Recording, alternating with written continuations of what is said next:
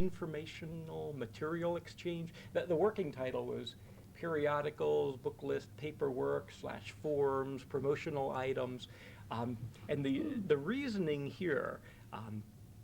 This is something that whenever I get to travel around, I like to stop in at access centers, and particularly at conferences, just pick the brains or pick the racks of what materials are available, what magazines are subscribed to by access centers, what community producers find the most worthwhile, what kind of forms, the volume of paperwork that's generated or lack thereof.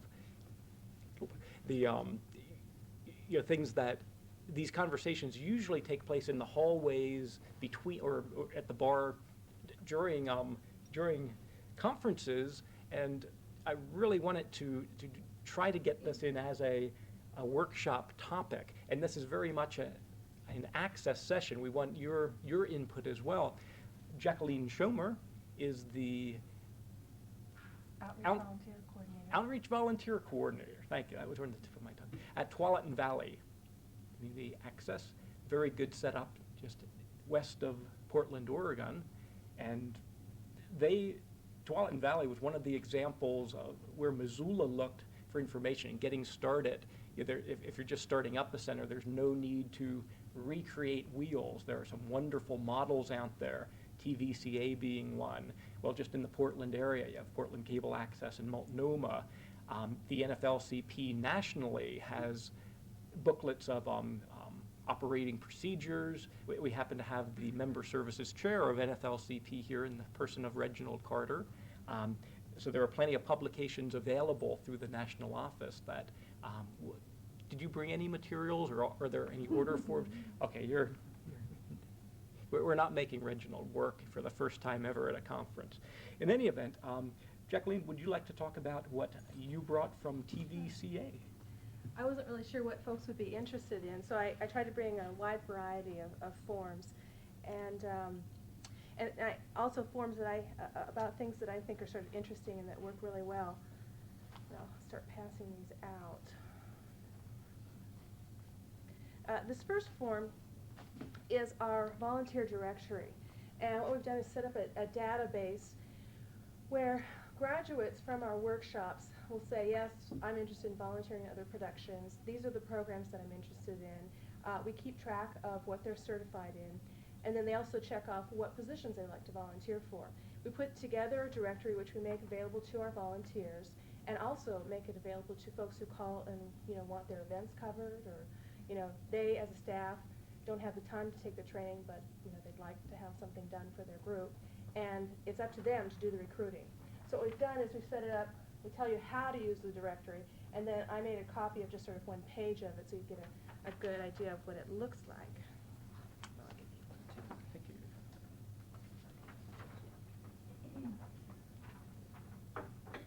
Did you have this in your newsletter?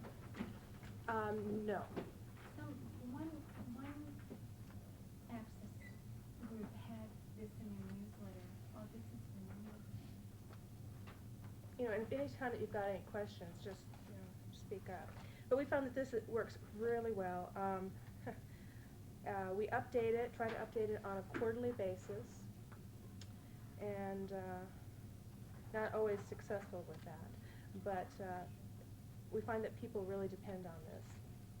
The other thing that we do to supplement this also is because it's on a quarterly basis, and we have folks who are graduating every month, our production specialists will keep track of the people who are interested, and they let me know. People pin things up on the billboard, bulletin boards, and that kind of thing, so those folks can get volunteering right away if they want to. So, this next form is our mailing list request form. In putting a mailing list together, I put our newsletter together. I send out press releases and information to the community to get the word out about what we do. And man, it was starting to get really complicated because we have a budget. And we don't have a lot of money for postage or for paper and that type of thing. And I wanted to make sure that I could direct our mailings to very specific target groups. So I came up with this mailing list request form, and we set up our database. in this manner. So if I, in the case of my newsletter, it goes out to everybody. In the case of my press releases, depending on what, if it's a general press release, it'll only go out to, on the back page, I've got media. It would only go out to our local areas. And you'll see print local dash long version, print local short version. What that is we've contacted each one of the media groups in our community, said, what kind of format do you like to receive your press releases in? Radio stations usually like to receive just one page, very short, to the point. However, newspapers like to receive a little bit more information. So we found out exactly what they wanted, and I've got it coded in this way, and there's no question about it. Each month when we send it out. So this has worked really well. On the front page, on the left corner, there's a box that says add, drop, change, print. Well, what this does is, we can change of address, change of name. We can drop names off of there. Print, if we just simply want labels printed up, hand this to our access secretary or to the person who handles the database. And there's no question about what we want, on the bottom, who submitted it, and deadline or anything like that. And it has worked really well for us. Jackie, do you do these on a Mac? Yes, many of the forms that you see that I'm handing out, we've done on a Macintosh, and I use Microsoft Word and also PageMaker for more elaborate layouts, and we just love it. Everything looks really good, and it's very simple to do. Then do you take these to a printer, or are these off a copy machine? These are all off the copy machine. Look great. So you have a laser printer first initially, and then you Right, yeah, we have a whole desktop publishing system set up in my office because I put the newsletter together. So, yeah, it works out really well, makes things look real professional. I have to go out there and take a look at it. Sure. This next form is for our special group workshops. What this is we offer general workshops every month. However, we have lots of groups or clubs who have enough people who are willing to train together. And so what we do is we set up a workshop specifically for that group. We get calls all the time, and I don't necessarily, as outreach coordinator, get all the calls. Training coordinators do, all kinds of people on the staff do. And so we've set up a form here so that they can take the information that we need, and then they can route it onto the correct person. And so we have an idea. They may not be signing up right away for a workshop, but we know that it's in the works. And it's sort of funny, we're working in communication, and one of the biggest problems we have is communicating with one another. And at times we sort of feel, boy, we have so many forms, but I'll tell you, this has worked really well. It's a good way to keep record of all the organizations that we make contact with too. So. And do they automatically get put in the list? Yes. Right. So okay. This next form, we have when we don't have programming on our channels, our text channels are up. And boy, do we get phone calls. And I mean, we have the billboards with information about, just send your press release in. But people always have questions. And so what we did is just put a little sheet together with basic information of what they need to do and who to contact. So this way I can, from anybody who's calling about this, or if I've made an initial contact with a nonprofit organization, they want to know how can they use Access. This is certainly one of the simplest ways that they can use Access. They can get started right away. So just to say, well, we're out here in the community, we need volunteers or whatever. So this is sort of a nice piece to send out with a letter or something. you have the same information on your reader board. Well, no, it's a little bit simpler. It's just about 5 lines of information. It's just, do you want to get your event or organization on the channels? Send your press release to, or call this number for more information. I have a quick question. Yeah. Regarding ticket and pricing information about being listed on the African American, was it a committee decision or was it a staff decision? I mean, how did that come about? Yeah, it was sort of a staff decision. We didn't take a lot of discussion. When I worked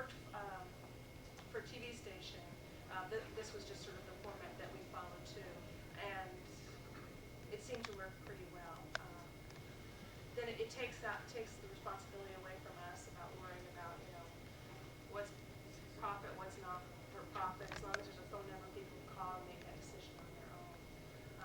We do screen the stuff. That's the one thing we do is press releases come in, I look through them and highlight the information I think that should be on the channel. And if there is ticket or pressing information that people need to know about, then when we type it up on the screen, we say, for ticket information, call, so that people have an idea, well, oh, there's a cost involved here. So, but it was a staff decision.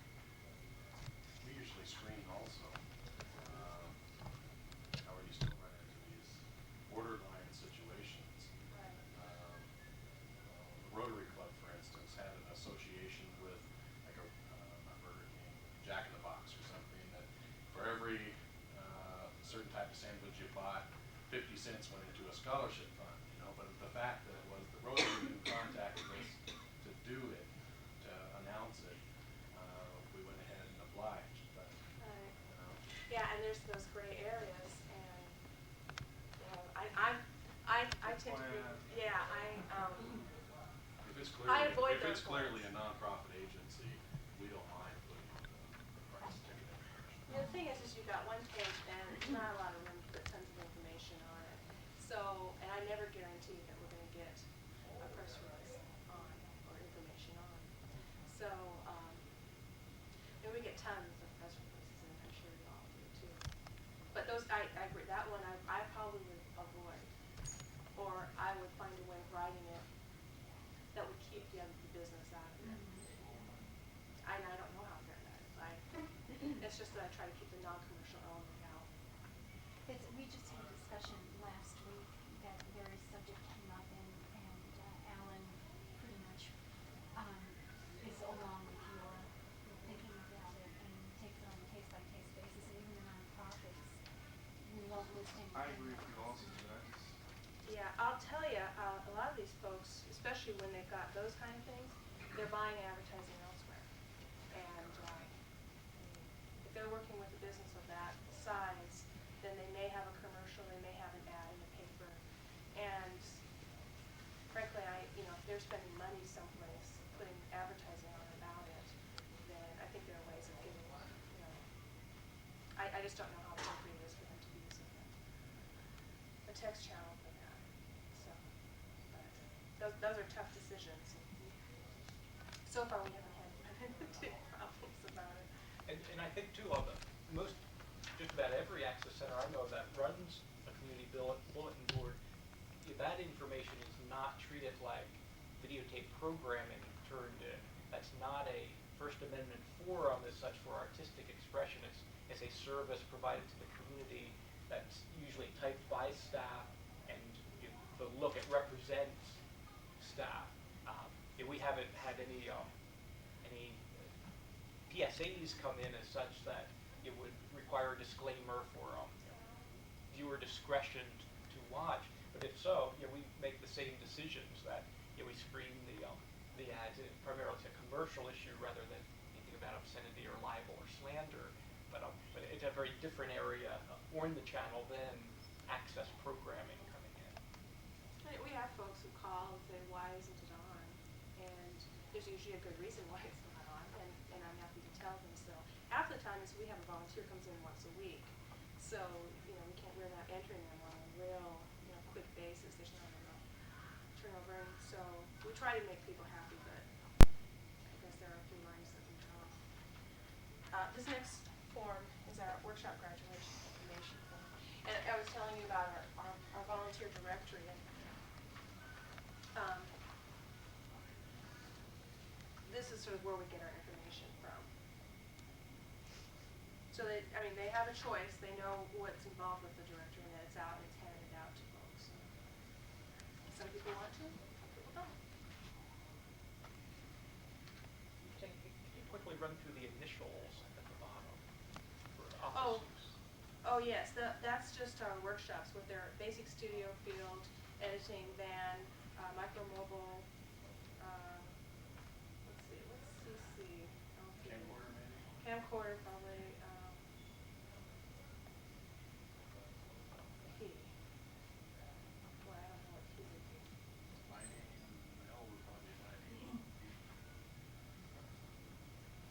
I'm not the one who made up the letters there. That's from our training coordinator. Yeah. Probably a production grunt. Okay.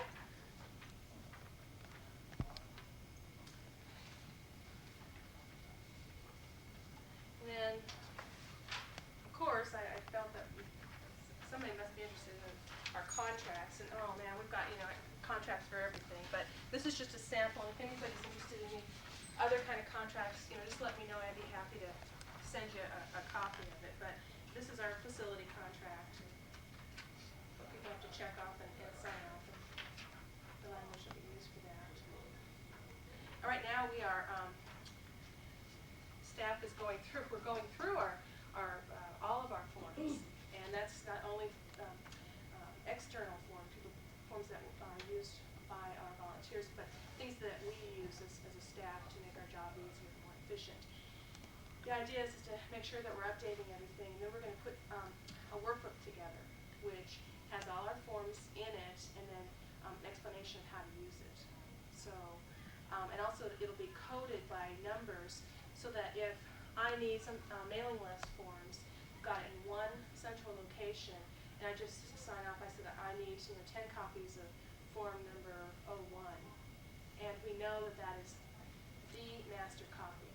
So what we've run into problems with is we tweak the little form here, make a change there, and then all these forms are sort of roaming around, and nobody knows exactly which one is the master form, which one is the most latest updated form.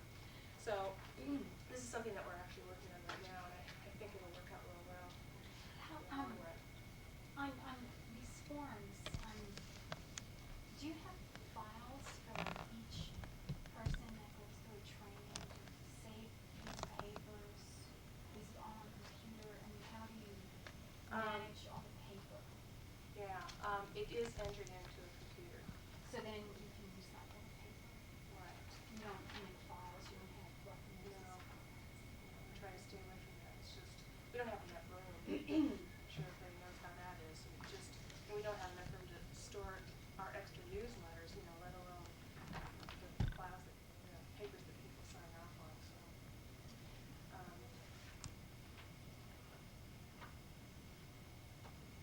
I'm good at reaching the bottom. So I was thinking, how many did I bring? And then I also brought a talent release form. The language that we came up with. It's real basic, and I'm sure you all have something similar. We get asked for this a lot.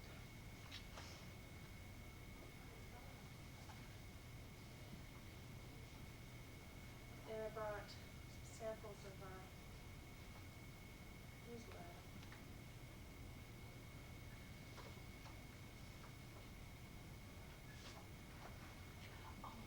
I want to answer that newsletter. Do you have basic stock that you then bring to your newsletter on? Did you go out and have your stock printed in 2 colors with the? Yes. Let me go ahead and hand this out. There's 2. Yeah, we bid it out on a yearly basis, and we found an inexpensive way of doing this. We don't have a huge budget for this. So what we've done is, as you notice, we've got color, and it looks really nice. We have about 10,000 shells, what we call shells made up. So we have our artwork, and these things are always the same, our masthead and then the little leaf on the back. And those are printed up and stored at the print shop. And then I lay out and paste up the newsletter, bring it in, and on a quarterly basis, then we print up 1,500 to 2,000 newsletters. And then that's how it looks. It's just fantastic. It's beautiful. And I think, if you're trying to get color into your newsletter, but you're stuck with budget limitations, this is really one of the best ways to do it, because you're paying basically for bulk paper, a one-time fee for it goes through the press once with those colors, and then whenever you need it, you have access to it. Then the rest is just black ink, and you do just just your regular newsletter printing costs. So it's a pretty reasonable way of doing it. If you had to do it, every quarter, you'd be paying for the ink, and it would have to go through the press twice. Actually, in the case of this, because it's 2 colors, 3 times. And so you're paying for each time that happens, and that adds up. Because the black ink is the whole time. But then, Right. Yeah. And we've got the green, and we've got the blue. So, How many do you run? every quarter, well, between 1,500 and 2,000. So annually, what's your budget for doing this? About 3,000. Yearly? Do you feel that it's money well spent in terms of? Yes, it's our major PR piece. We don't have a brochure, which we're going to try to change that. But this is what we hand out when we want to know more about what we do. So your handout changes then each quarter? Although, I have leftovers from past issues, depending on the organization I'm talking to, there may be an issue that's a little bit more pertinent to that group. So I might be getting an older copy. How do you, I know that you put the newsletter together. What do you do? Save ideas during the quarter? Keep a file of newsletter ideas? Yes, the minute I get done with one issue, I already have a file that's set up, and I'm already thinking about story ideas. And actually, I'm thinking of story ideas even, beyond that, of profiles of people that I think would make a good, interesting interview, of bigger issues. Now, this year, we're going to be trying to broaden the scope of our newsletter, which I'm really pleased about. It's coming from the printer actually next week. We did something on the legislation that went on before Congress. Next issue, I'm going to do something on the Supreme Court and, of course, the newest nominee, most probably both through. And so we're going to try to have something of national scope that we can bring down to the local level, so folks are going, oh, I see, this could affect me, that kind of thing. Because we're PEG, we always try to have something of each of those in the newsletter. We always have a section, Congratulations Workshop Graduates, where we list everybody's names, and I'll tell you, they look for their names. I did that with our newsletter. Just Yeah. listed all the workshop graduates based on that. Yeah, people really like that. And then we always have on our back, we have facility hours and our channels listed. And then what I've been doing, our more recent ones, is on page 7 is our workshop schedule. And so you could, if you wanted to, actually tear that page off and have it wherever you wanted to go. And we find people who use that a lot. So, but this has been sort of trial and error. We sort of see what works and what doesn't. And so there have been a few changes along the way.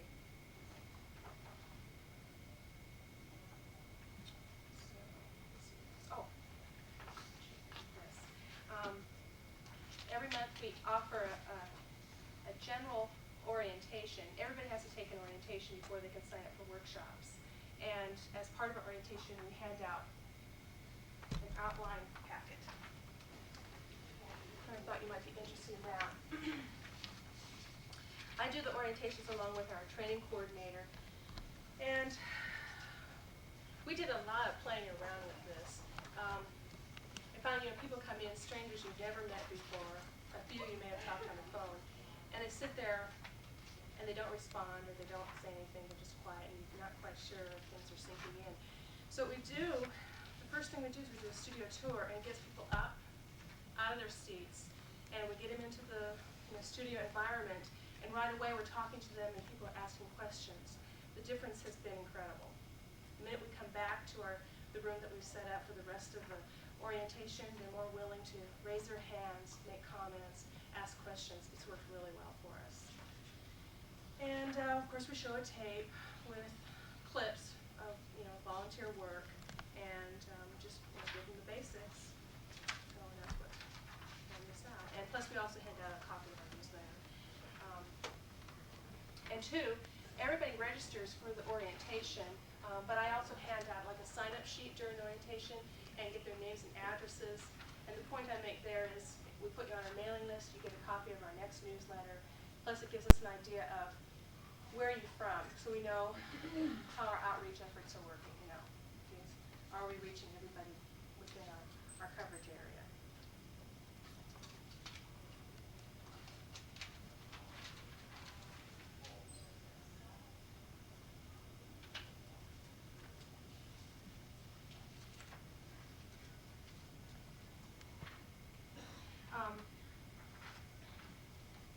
I put together every year an annual event. It's a recognition event for our volunteers, and I thought you might be interested in these materials that we do. Oops.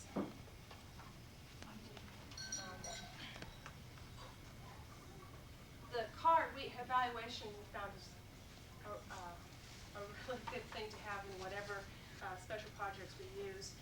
And people fill these out. We have a couple boxes set aside, and after the event, you know, they tell if they liked what you did or you didn't. And it's helpful. We also do ask folks if they wanted to work on, you know, the next year's event, and everybody wants to, which is great, because then I can just call them up and say, we need your help, and we don't have to guess about who wants to help out and who doesn't.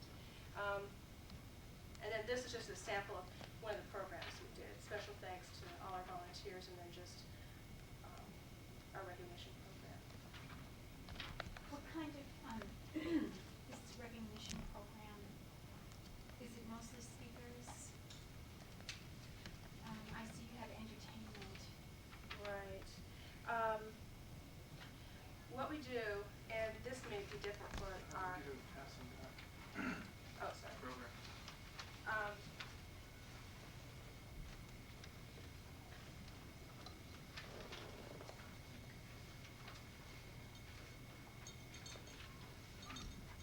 And this may change. We try to reevaluate, you know, every year what's working, what isn't. We have one major host that sort of keeps things pulled together, and we try to have, you know, some kind of personality, and hopefully some connection with Access. Okay, so, and then they do the introductions of our community leaders or politicians that we have. We have special categories of programming, and I edit together samples of our volunteers' work under each of these categories. So, like for government programming, I asked City Councilor Carolyn Eden from Tigard to make the presentation, and I write the script for it all, and then she turns and we have this big screen monitor. The video comes up, and Wait, then did you just write at your offices? no, we go to another facility, and in the past we've used, it was a hospital facility, and they had a huge screen, which, you know, looked great. They had all the media stuff, and people just, you know, we have desserts as part of the reception, and then people come in and sit down, and then there's the recognition portion. We try not to put people too much on the spot, so, you know, after we show the programming, then the presenter says, everybody who's been involved with government access programming, you know, please stand up.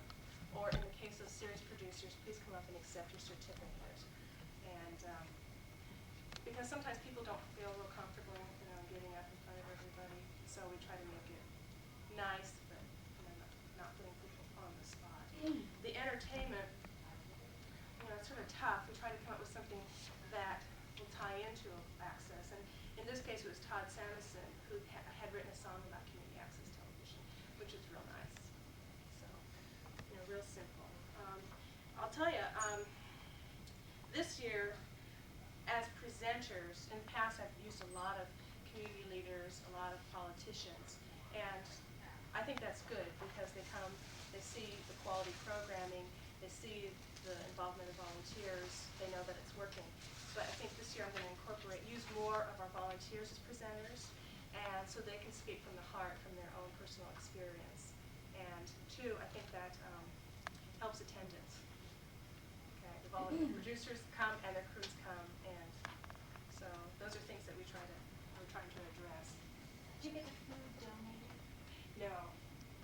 Although this year, that's something else I'd like to do is see if we can't get, like, you know, pizza certificates or that kind of thing, so we can hand that out with the certificate to our series producers, because they always go for pizza afterwards, that kind of thing.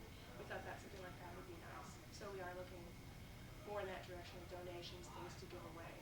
That's what we're going to be working on. We're going to have volunteer recognition night on December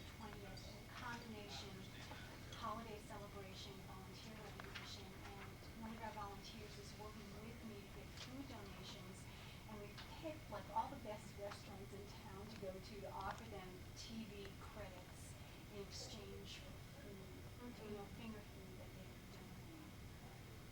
I think that's a great idea. Have you ever done, I've never done anything like that. Have you exchanged credits for, For events we haven't. You know, I think it'd certainly be worth a shot. I know that's what we're going to do with the coupons. We're also maybe doing like a little drawing, like a ditty bag or something like that that people could win. But that's something new, and that's something we've just started talking about. We've only done a couple of events, so it's really a learning process for us. I did bring a sample one of our T-shirts, and attached to it a pin that we had made up for TVCA, and I'll just pass this around. One of my volunteers last year did up name tags with our little logo and everything, and I can't reiterate too often how valuable our volunteers are. Their creativity is just incredible. We also have a button machine, which we found, for a couple $100, we use this thing all the time, make buttons, and people just love them. We do buttons for our event, we do buttons for, we have 4th and 6th grade students who go through our training. They're not fully certified, but we didn't have anything to give them, so we do have these little buttons that they're a certified production crew, and the kids like it, so I'll go ahead and just pass this around and take a look at it. So, one thing.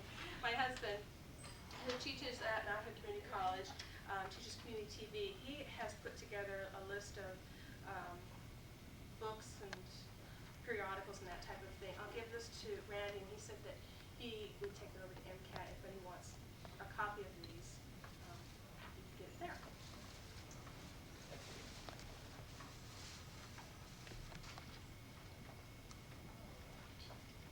Okay, that's it. Yes. Do you have a project for, in addition to your volunteer directory? People call in and they say, can you cover Barbara's ballot measure 5 conversation introduction, and we as a board to go to write about it in case volunteers come down to your office? We call that outreach productions, and those all go through me. If somebody wants to get an event covered, that type of thing, we have limited staff time. We do a certain amount of productions every year, and we have certain criteria that they have to meet. If I don't find that we've got staff time or facilities available to do that ourselves, then what I'll do is go through our directory, highlight names of people that I think would be confident and who would be interested, and then I send it to that person, and they can recruit that person on their own. Because we get so many requests, we just don't have the time to do everything. So, but like in the case of the Barbara Roberts thing, to me that would be a staff kind of production, because the benefits of doing that would be great. Can you talk about the criteria for staff reduction? Do you have that written down somewhere or so? I don't know. Not with me. I'd be happy to make that available to you. Yeah, we have something in our rules and procedures that states what that criteria is for our outreach productions. And basically, we will do a certain amount of productions every year that will be in the community interest. And one of the targeted things about that is that there will be of ethnic diversity, be of issues that are about topics that aren't being covered in the normal channels media. So I'll tell you some of the things that we've done in the past. We did a public forum which we cablecast live and had call-in capability on gangs out in Washington County, which is a problem that's just starting to build up. We had a live audience, people called in, we had a panel of experts. We've done something on AIDS. We've done something on the Hispanic community. We had a forum on migrant workers, and we went out to the fields, interviewed the migrant workers, then went back to El Central, which is a community center for the Hispanic community, and did a tape program inviting people to attend, and we talked about the issue of migrant workers. responsibility as a community to that problem.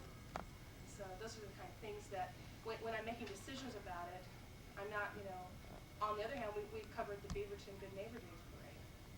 It's real high profile, so, but see, that's of community interest, and we're looking at covering all of our jurisdictions. We've got 16, and so it's, yes, it's very subjective, and I'm the person who makes the decision, so it may not be fair, but if staff can't do it, people do have another research, which is our volunteers. Well, I'm satisfied with this workshop because I got all of Jackie's forms. Really, some of the best in the business. Good-looking newsletter, good models to follow.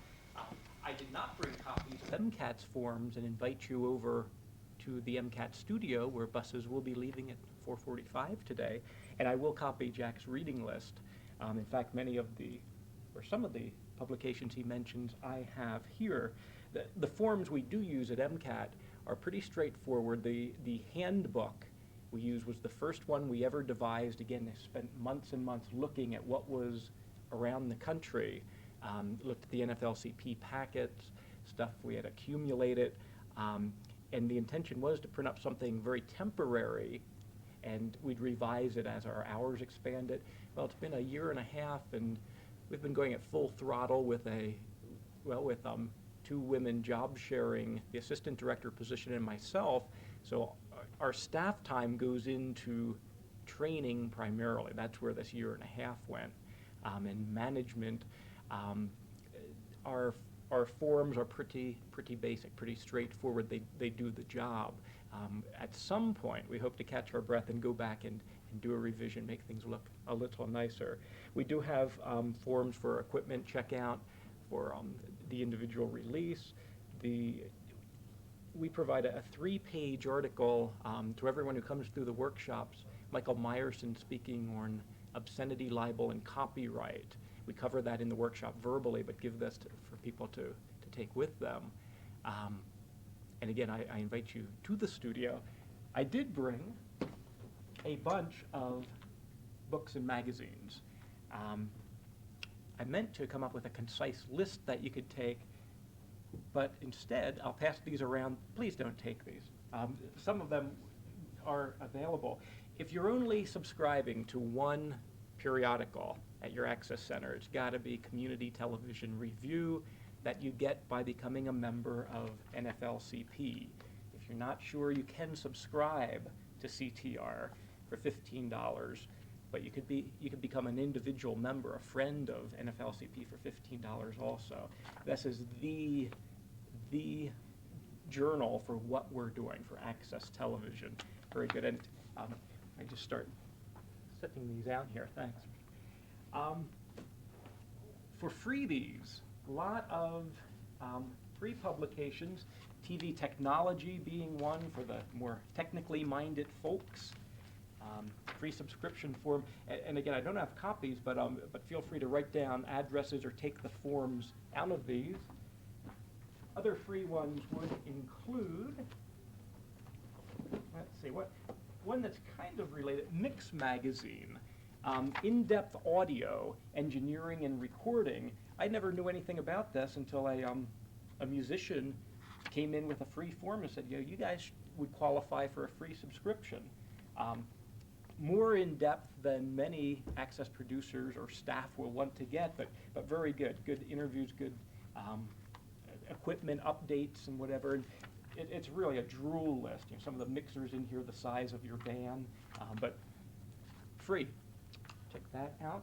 For the more consumer user, trying to involve the consumer, or I guess the new term is prosumer, we do subscribe to things like Video Review and Video Maker and Camcorder Magazine and Video Magazine. Your initial subscription to these is about $10 a year. They're advertiser supported. A lot of these cover software. A lot of them give reviews about video, which may or may not be applicable, but they also cover what's happening with the technology and do profiles of video makers. And out of these, I think video and video review are more geared towards, you know, what's new on videotape, some hardware, some, you know, buyer's guides, for instance. But the video maker and camcorder, I see the Access Center as, you know, more than just a community TV studio, but really a library. So many of your producers will be interested in this, and many of your producers, I'm sure, are shooting on their own equipment. That's something that's changed over the years. And if your center doesn't have a way to incorporate what folks are shooting on their own VHS or SVHS or 8 or high 8, that's something you really should look into. It makes your equipment stretch that much further if you could use what's already being used out there. And I don't know if there's a need to send these around. These will all be, you know, laying up here to rifle through. Other things, let's see, for the professional journals, I guess we have, we do subscribe to multi-channel news, Cable Industry Weekly, primarily to keep up to date on regulation, congressional. It's written for the cable industry, by the cable industry, so you need to take things with a grain of salt. And this is about $55 a year. It's not cheap. I know smaller centers may have a hard time justifying that. We just started subscribing to a publication called Cable World. This one's particularly slim, but also an industry journal. Much of the stuff in here is going to be of little interest to the standard Access user or Access manager, but there are some things that we should be keeping up on. Cable World's about $35 a year. Cable Vision is another weekly, a little slicker. Haven't opened this one yet. So there are possibilities. If you can't afford a subscription or choose not to, hit up your cable company. Most cable MSOs get free subscriptions to these and will discard them after a week or so, or you know, get to use.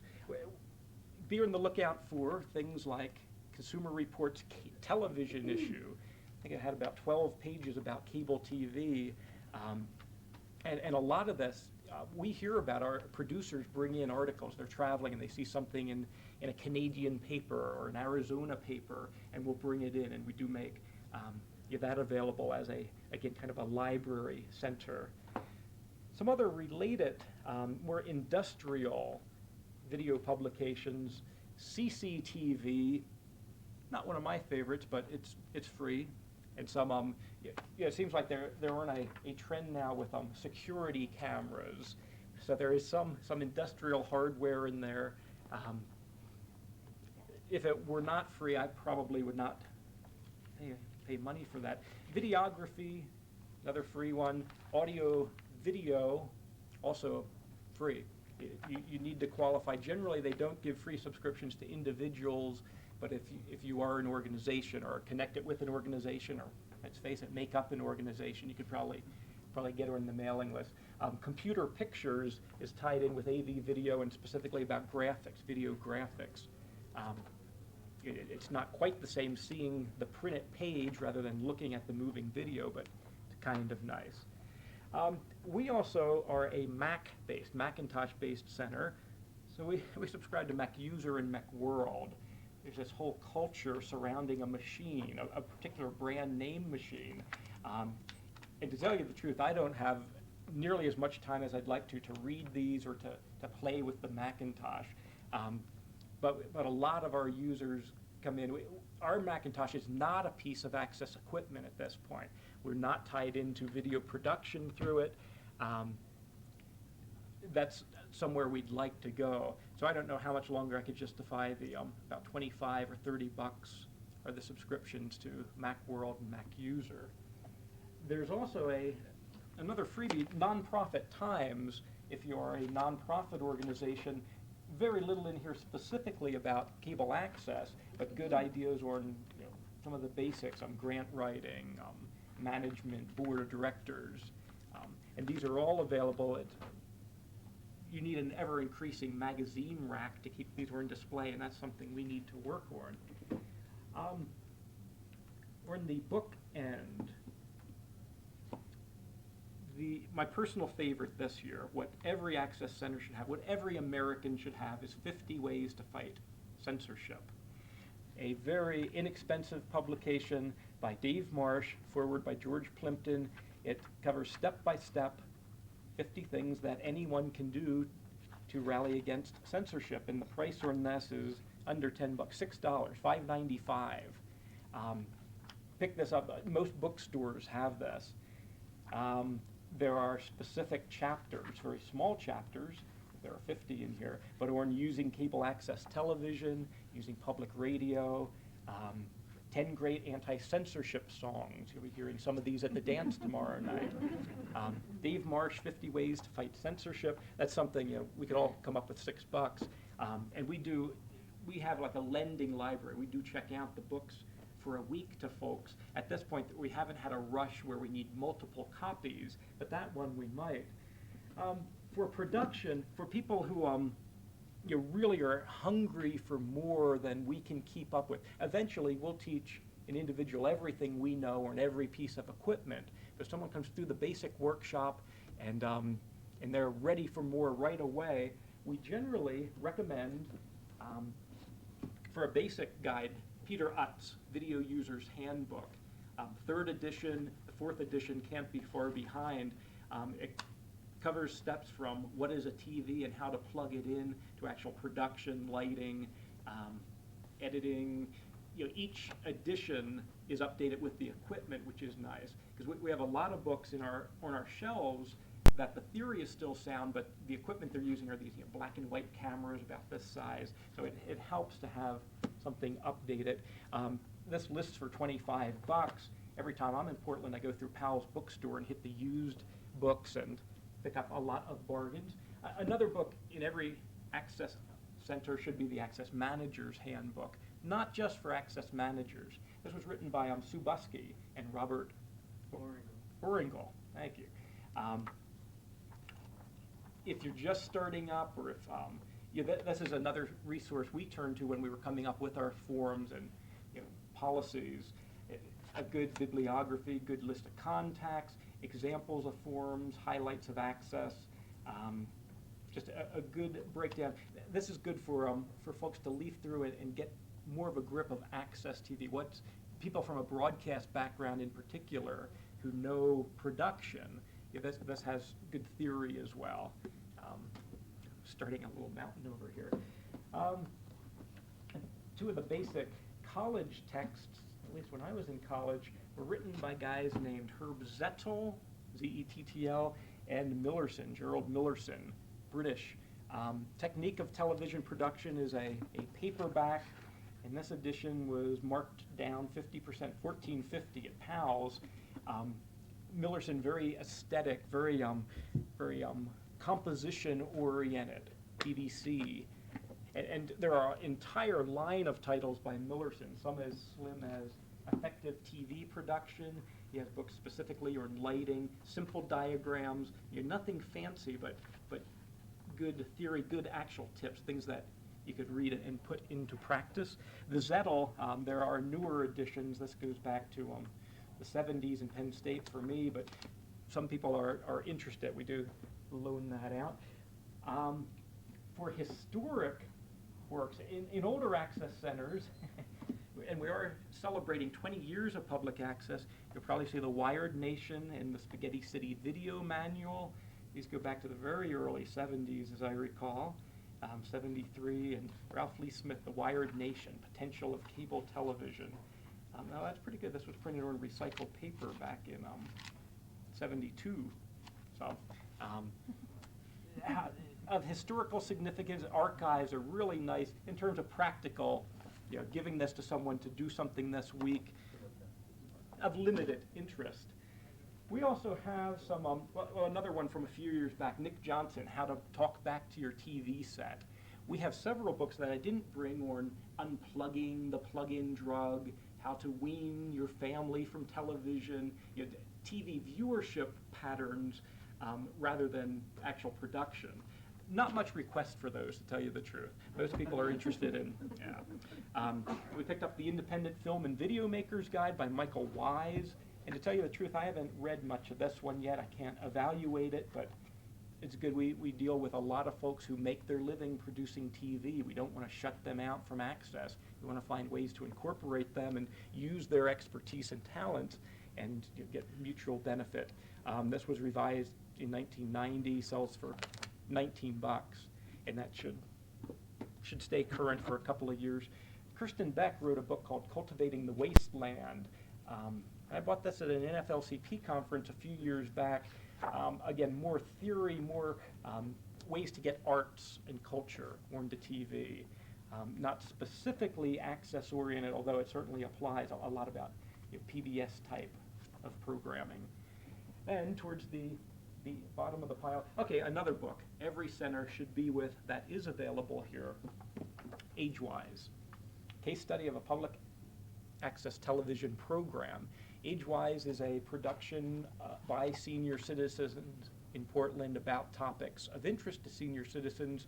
As a case study, though, it's of interest not just to seniors in your community, which that would be good enough for me to buy this.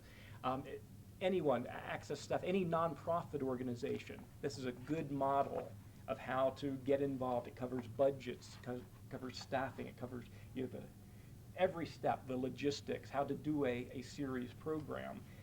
Tom Taylor is on the regional board. He's selling these here for $20, $10 of which goes back to the NFLCP, so you could buy a good book and feel good about yourself.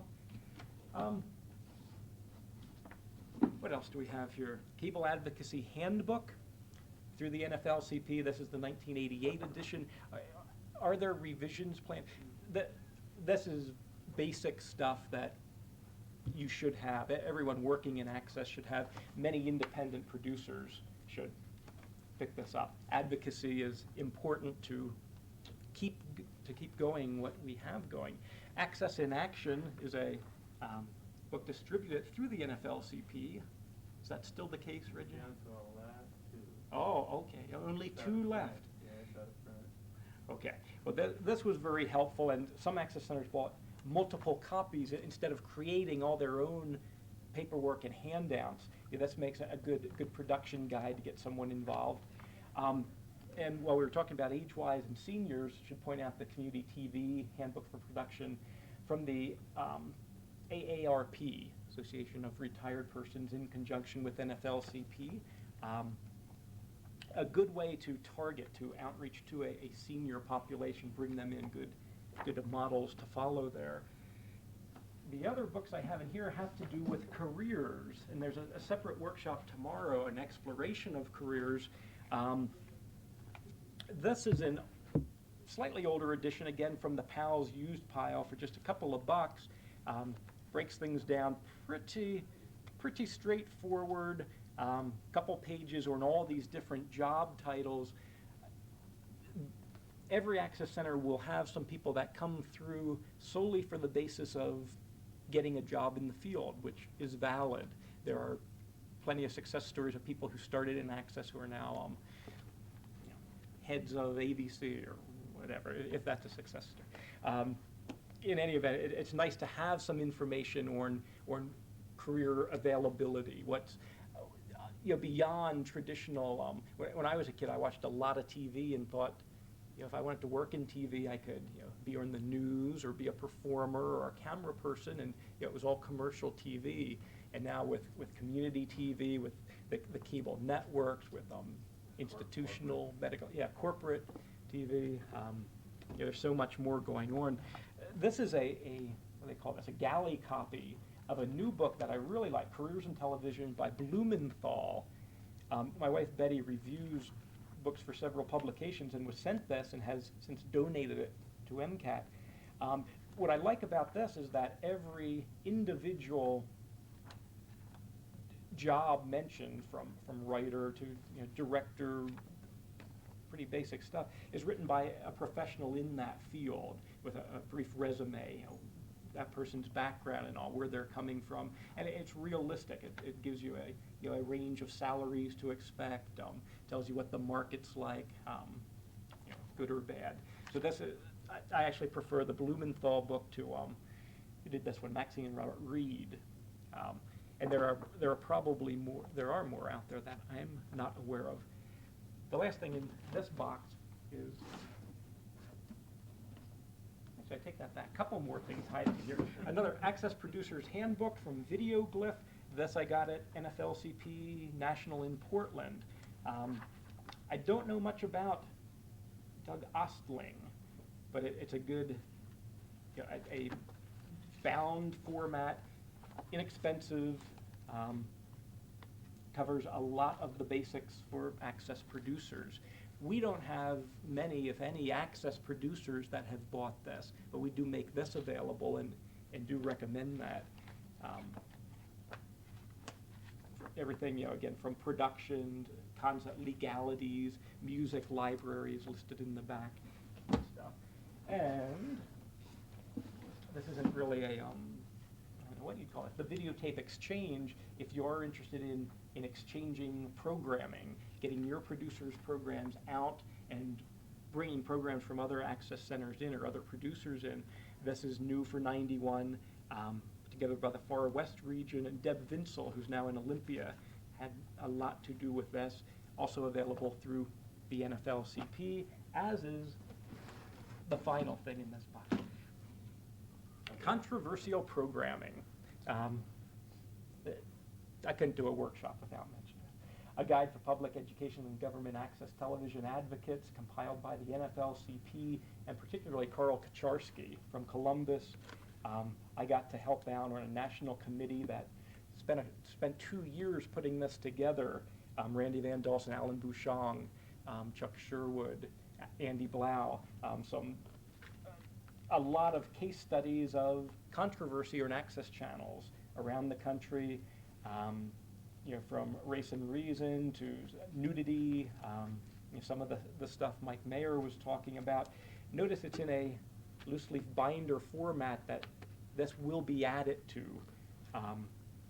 quite a bit. And I don't know the price on this, but available for a bargain at any price. About $37 a membership. Okay, and this is valuable information at your Access Center. Any question? And this isn't a very attractive pile here, but do come up and, you know, weed through here and take a look. Particularly the free magazines. Take these slips and you know, if you find they're not useful, you know, recycle them, get rid of them. That's a point too. Talking about recycling paper, we used to print our program guide on the neon colors that our T-shirts had been. So we realized that not only could we not get recycled paper, but that is very difficult to recycle. So we toned back the basic weekly program guides that are in this packet are now not as bright colors, but it is all recycled paper. And the colors are getting brighter with recycled. We do have, we try to make as much visible use of our logo as possible. I like the leaf at TVCA. The story of the MCAT, Missoula Community Access Television, is that the artist was instructed to come up with something representing MCAT, Missoula Community Access Television, but no felines. This guy had already done a campaign for our bus system here in Missoula that's known as the Mountain Lion. He came up with a stylized mountain lion, cougar. And the thought was that, you know, it would be a little too close. So he came up with some wonderful corporate-looking things, which, if we were a financial news network, it would have been perfect. But he also threw in this, and I, of course, don't have one handy here. You have a bumper sticker, and you've seen the MCAT. I'm sure it was hanging up at lunch. Here we go, yeah. He came up with this in a perfect, the dimensions of television. It looks good on camera. It's visible on shirts, the bumper stickers. You know, there are a lot of, we have MCAT shirts around the world now, including some guys in Edmonton who broke into my van. But and I had nothing to do with the selection of the green. The artist's model cat had green eyes. If you know, to establish your identity in the community, use your logo, use your name, be visible. You know, have your producers. Well, you don't make them, but encourage them to to wear T-shirts, to take pride in the fact that they're part of all of this. For promotional items, T-shirts, are a standard, and there's a reason for that. They are usable, and they are generally money makers. It's pretty established. Coffee mugs, we were talking about coffee being the primary fuel at most access centers. Other things, my favorites of all time that I had anything to do with were in Pocatello, at Pocatello Vision 12. We had a battle of the bands, and anyone who donated money to get in received a kazoo with Pocatello Vision 12 written, also creating an instantaneous access kazoo band that played while the sets were being changed, while the bands were changing. I've seen, well, the neon sunglasses from Tucson Community Access go well with MCAT shirts. Once you come up with something that looks good, you don't hold back, get it out into the community as much as possible. Any promotional item tips from you, Jacqueline? What's your experience been? Well, our limitation is budget. Yeah. That's always the toughie. I think our T-shirt went over better than our pin, although our pin is great to give out to our commission members and to community leaders and that kind of thing. So we're really glad we did the pin. But our volunteers really like the T-shirt. So I think that's what we're going to do with our event this year, is do another T-shirt. But I'd like to do something a little bit more funky or fun. Because this, I mean, it's nice, and it's a nice use of our Leaf logo, but it's pretty conservative. And I'd like to do something with bright colors. And I'd also like to change the T-shirt. I'd like it to be 100% cotton. But that was also, money consideration too. It's pretty costly. The MCAT shirts, we do not give out for free, because we actually spend about $8 a shirt. It's the highest quality shirt we could find, and we spend a little more for the speckles and splatters. And I had honestly thought that neon colors, the craze had died out, but that's not the case. We just reordered again. We can't keep them in stock. So we are selling them conference special, $10, $13 for the crazy ones. We have about 5 minutes left officially in this session, and I want to hear more, unless there are specific questions, ideas, comments from your experience. Well, I have a question for you. I was reading the Missoulian this morning, and I noticed, and I was talking to Jackie about this earlier, that you're listed in the TV grid. How did you do that? Well, from the beginning here in Missoula, we had incredible cooperation with the existing media. There were many articles during the negotiation. The process to get MCAT going went on for a dozen years before '89 when we opened our doors. A lot of people worked a lot of years, and there was a lot of interest generated, and there was a lot of anticipation. So we had a full page front cover of the entertainer section of the Friday paper long before, half a year before we had our first program. When we opened, we had the full color on the cover of the entertainer of the Missoulian. At the beginning, our entire program schedule was reprinted as a block, and it was nice because verbatim, they listed every title, every time, and the blurbs that were written by the producers. The producers were writing their own blurbs at the time. Due to money and space restrictions, that was cut down to just titles, and then we just asked about getting into the grid, how it's nice to have that full information, but we wanted it all. We wanted to have that and get in the grid, and that's not the case. Now we're in the grid. We need to send the schedules off to, we actually fax them off to TV Data in New York, and they get incorporated in. The big drawback, it's nice in that people are looking at that grid and they see you listed there. The big drawback is the amount of information you could get, particularly a half-hour program or shorter. If it's a 20-word title, you get the first 2 words in there. And usually it is the first 2 words and not the 2 words that would best describe the program. Like question the editing. So it's nice, and yet the old way we had it to have the full schedule published. And I think that might be easier in a smaller community. I know in Pocatello, the entire schedule is printed in the weekly supplement. Here. The local newspaper gives us our full schedule. We only air on Thursday night, and so they put it on the page for Thursday. You know, part of their space is reserved for ads and stuff. It's just a little block, and I just get that into the paper by their deadline Monday afternoon, and they print it up for me. And it's been that way for a long time, and that works really well. What we don't have on this cable system here yet is an electronic program guide. So we use our own channel to run our schedule and promote the channel. But if there is an electronic program guide, I know in Pocatello we used to, I think we sent to Oklahoma to get in on that and get listed with everyone else. And there's a certain credibility that comes from that. If you're treated as a separate block, the people who want to look for it or stumble upon it, it's fine. But for the average Joe TV watcher, well, he's probably not going to look at the guide anyway. He's probably just going to go hopping through the channels. So yeah, wherever you can. We don't have a good system of getting our physical program schedule out.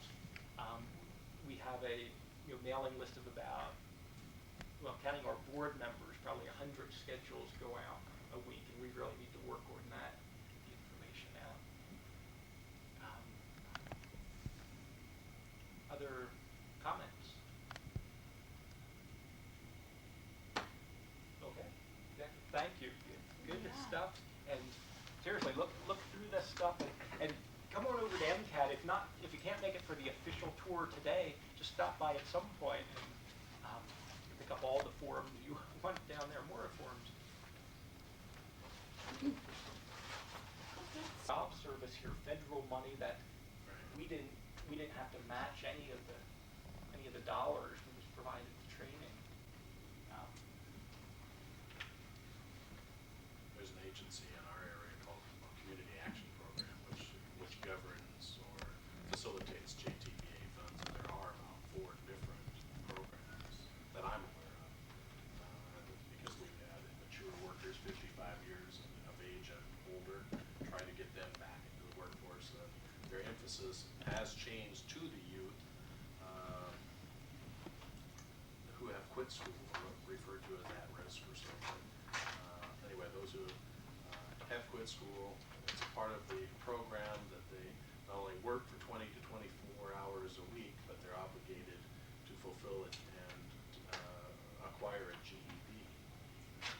But anyway, funds are certainly available there. There's another mature worker program referred to as Green Thumb. We have a big worker in our office, who's our administrative person. Community service is another aspect of through the probation department. Someone who has to work off fines. We've had some excellent luck through that program. Some computer whizzes have come through. So. Well, we just had one of our more prolific producers go through that program. So it's a guy who's already been trained, and he just had a traffic fine that he had to pay off, and we just signed. Actually, we wrote a letter and signed it, and we got him, I think, for 8 hours, and we actually had him stuffing envelopes or doing something with the mailing of his comp. Gave the training responsibility a little more clearly to Susan Brown, who debated and debated about whether how we operate and how the training goes for our facility. And we go over this. We go over almost every word in this because we felt that this was critical to who we were before we go on to any technical training. We require that initial 3-hour workshop for everyone, including our volunteers. And even though we'll be happy to get the volunteers into the next workshop, even if it's full, we do ask that everybody try and figure out what MCAT is before we ask them to do any work there. We just initially record on our SVHS equipment, and then and that's it. We just do a 2-hour training session with them on the SVHS equipment, and then we send them out to do practice on their own. They do not have to have a program in mind initially to work with the equipment. They are welcome to just go out. In fact, we say to them, why don't you go out and shoot something, bring it back in, we'll take a look at it with you, we'll go over it, try and answer your questions. And when we teach the SVHS training, we teach, my background is as a video producer and director for 10 years, where I was basically the one who did the shooting and the writing and the editing and all. So I try and think back to what is it like to actually set up the gear. So we begin with, this is a tripod, this is the camcorder, this is the videotape. I mean, we do very basic. I try to stay away from any real technical answers in the workshop, because I think it bogs us down. And I try and do some kind of role play in the workshops where we actually will try and do a couple different shoots, or a couple little small mock interviews, or whatever people come up with in class, which is fun. It's a fun way for them as a group to get together to try and work on something initially. How do you deal with that disparity? I've noticed in some of the classes I've taken at CCTV, you have people who are really versed, and then you've got people like me that don't know anything. How do you deal with that when you're... I think that's great. I mean, we have really encouraged that in our facility. We have tried to get people who know a lot about equipment and about production to participate. We've gone out of our way to invite folks to participate. And I just get them to help out. I'll say, Peter, you know about this, I want you to, we're going to work on tripods right now. I mean, I just say, I just really encourage them I do hands-on everything in training, because I don't know how else to do it otherwise. I mean, I go through what the pieces of equipment are going to look like when they come to check it out and what they're going to get. We kind of go through the boxes, but then that's it. Then we split into groups, and it's hands-on from there on out. So then after that, we do training one-on-one, basically, or two-on-one. So after that, in editing, we just have them in the editing room, and we'll be in there with them. And they have to produce something on SVHS that runs on MCAT before they're able to go on to the 3/4-inch equipment. And the idea behind that is that the editing process is the same no matter, I mean, whatever format you're working in. The idea of visualizing a production and following it through and getting and working with decent audio and getting and working with decent video is the same whatever kind of equipment you're working with. So we do ask that people, even if it's just a PSA or something like that, we just want them, we want to see that they're understanding what we're trying to teach them, and that they also understand that we do have the expectation that they'll be working on something for the channel, that it's not just them practicing on the equipment for themselves, or that they don't get a project done. We want to emphasize that we need to have projects done, so we try and build that into the program initially, that they follow that through. We right now have a training program. We just run one a month. We'll sign up 25 people. We'll usually get about 15 who come. And we have 2 trainers on hand at that time to run 15 people through. And those free workshops? Those are free, and everything's free at the facility. There's no membership fee. There's no cost for tapes. Then we do have some sophisticated gear. We also teach that one-on-one, and we have an Edit Suite 2, which is an SP 3/4-inch system that has a DME 450, which is a digital effects generator. And so sometimes we ask some of our more advanced producers to help in the training in that suite, because that really takes quite a bit more time to learn it. And we consciously made that decision that we wanted our videos, our programs to be able to not all have the same exact look. So we knew that it was going to take us more time to train some of the people in Edit 2, but that ultimately we would have more diversity in the look of our channel and in our programming. So that was the thinking behind that. We have had an incredible response. We've had 750 people in 18 months take the initial orientation and Portapack training workshop, and we've got about half of those are active producers. So it's been nuts. I mean, it's been absolutely nuts. And I think the big training dilemma for me, from my angle as a trainer, has been, I always said, now why exactly did we start with field production? Because field production is really challenging, difficult. You have to come get all the equipment. You have to set it up. You're working in really diverse lighting situations, audio situations. It's very frustrating as a beginning producer to come up with a program that you're going to really like in a field recording situation. I know that because of my own experience, you know. And there's something about the studio production, on the other hand, allows you to work as a group. You have one responsibility instead of 10 or 20 on a site. You can come out with something. It's like it's there, you know, the program's done when you walk out. I mean, it's very, I think that if we had had our studio up and running, we started our facility without our studio up and running.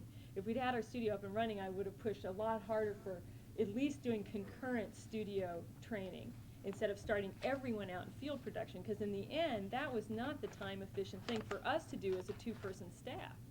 I mean, that was half nuts. We probably really, when I think about it, we would have been better off spending the time getting the studio up and running and then even keeping the doors closed for 3 more months or whatever it would have taken, and run some people through studio production. Because as it is now, our field producers keep us really, really busy trying to get all these field productions done.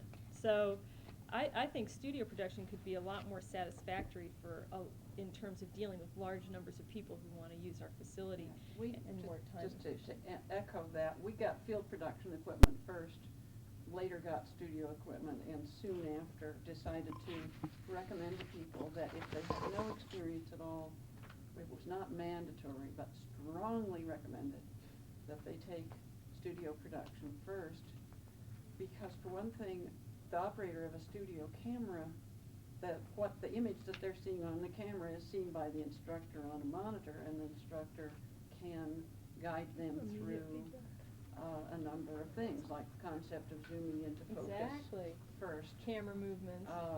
Basic camera movement, basic the basic rules of composition within the frame, and she can just illustrate how a camera operator hears the director's instructions, and team teaching, they sort of acted out with Steve giving her a command and Susan you know, having too much headroom, and said, less headroom, give me a little nose room, and illustrate how she improves the shot. And then when people go on to field production, we're able to say, now that you know the rules, here's some interesting ways to break them if you don't want to follow. I was just going to offer a contrary view. I really like, well, we have both types of workshops, but I really like getting people in the field first, because I think it just reinforces the whole idea of going out into the community and not having such a sterile, controlled environment. And so I think it's a real positive thing, even though there are certainly hassles involved with that. And it's probably also because that's how I learn, you know, and you know, it's the whole thing, well, gee, it worked for me, you know, and so. And it may sound romantic to me because we didn't do it that way, you know what I mean? So, because we've been so beleaguered with, you know, just trying to keep everybody moving and keep all these productions. But the other problem with doing field productions in general, I think, no matter what, is sending somebody out. Most people who want to do field productions want to do group situations. They want to do plays, and they want to do meetings. And here we've got them, we're sending them out with one camera, one microphone. I mean, it's like, and then they come back, and of course they're disappointed in their initial video pictures. I mean, I think that's a problem. You know, I think because they can't, either it's dark in the room, or they didn't pick up the audio they thought they were going to get, or because they don't have the second camera, they don't have that somebody to help them to, you know, to get the microphone to, you know, these camcorders only have one channel of audio. So I've noticed a lot of initial disappointment, and I'm afraid sometimes that gets people so that they don't want to go on. You know, that they think, oh, I couldn't make TV, you know. And I'm not trying to help them make TV, but I am trying to help them get a good picture and get decent audio. I really am. I mean, I really think that that's one of my jobs. So, and I was a field producer too. I've never really been a studio producer. That was my background too. So, and I made a lot of things that we all started in the same place. It's like learning to pick up a pencil and write, you know. So when do you do your studio production? You do a 3-hour orientation and a 2-hour porta-pack training? No, we do 3 hours altogether. We do 1 hour of orientation with paperwork and 2 hours of porta-pack training. And then you have a separate studio production? And then if people want to do studio production, if they come to us with a group and they want to do studio production, we do an hour of orientation and 2 hours of studio production training. And then we essentially intern them. We follow through their first couple of studio productions and help them set up. And But they have to pull together the group they want to work with? They have to pull together the group they want to work with. That's one thing we've been real strict on because, not real strict, but we've just said, you know, if you have a group, we'll do it. And we'll how set do it. they do that? Do you have a directory, a volunteer directory? Well, most of the groups that we're working with have something in mind, like the library, and so they will come as a group, a library employees group. And this month we're doing union. There's a bunch of folks from the union hall who are coming down, and we're doing schools, and so they'll come as a class. So most of them have groups in mind, kind of, to do a series of And those programs. who don't, individuals who come in. We do try and network them. We do try and plug them in. Like I have a couple people coming in onto the union training so that they can get trained and then get themselves started. But we're not real good at, it's not formal. It's mostly word of mouth, like people calling us and, you know, we have a bulletin board that says, here are people who want to work on productions and here are people who have productions that need work. But that's a developing area of our facility. It's not, there's nothing formal about that right now.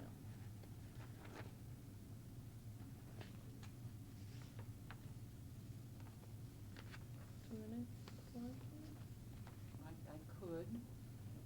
Is there somebody else that sort of feels an interest to be the next one? Let's see. Thurston Community Television only is 5 years old. When it started, I was there was a general manager and a production manager, and we used to joke that he handled all the paperwork, and all I had to do was get programs on the channel. So I did all the training originally. I'm moving away from that somewhat now, although, like both of you, my first love was field production, true field production created through a process of editing. And so I like to keep my hand in that side of things. Our first equipment was 3 tube cameras with these big 3/4 inch decks loaded with a 20-minute tape. And this was really hard to train people to use this incredibly complicated equipment from square one.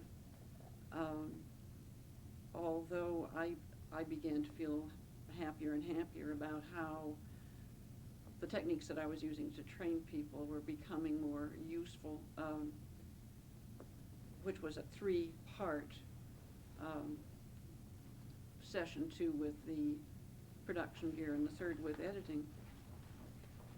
But not very many people did field production. It was just too cumbersome. As soon as the studio was up and running and all of the 3/4 equipment was on top of everything else, deteriorating rapidly, all of you familiar with this equipment, it's really not designed to be handled by lots of different people. The cables are vulnerable. There's zillions of knobs and switches. And so practically everyone went in the direction of the studio. And the new staff in the studio, at first Steve and Susan team taught with Steve in the control room and Susan out in the studio. They started with 3 sessions and moved to 4 sessions of 2.5 hours each. And I thought we're developing a pretty good comprehensive studio training. Incidentally, to backtrack, we also start with an orientation like everyone else, but it's separate. And people come for an hour, but then it can extend to 2 hours if people want to ask individual questions and so forth. Like all the rest of you, we want people to really understand what the organization is and why it's here, and understand that taking our training, although we can't enforce this in any way, we do expect that they're there because they want to contribute to programming on the channel, and they're not just there sort of for a little leisure activity. Despite that, like most access centers, I think half the people that get trained do not go on to produce programs. And this dropout rate seems discouraging, but from anything I've known, it's the same everywhere, and we keep kicking ourselves and saying, what are we doing wrong? And yet it just seems to be the way it is for one reason or another. After the camcorders arrived, the 2 SVHS camcorders and a new SVHS, then we were floundering around again and trying to adapt to that. Our training, incidentally, does not always happen like every Tuesday, Thursday night. Susan is now putting together cycles, rather elaborate. It's been a complex planning process for her, but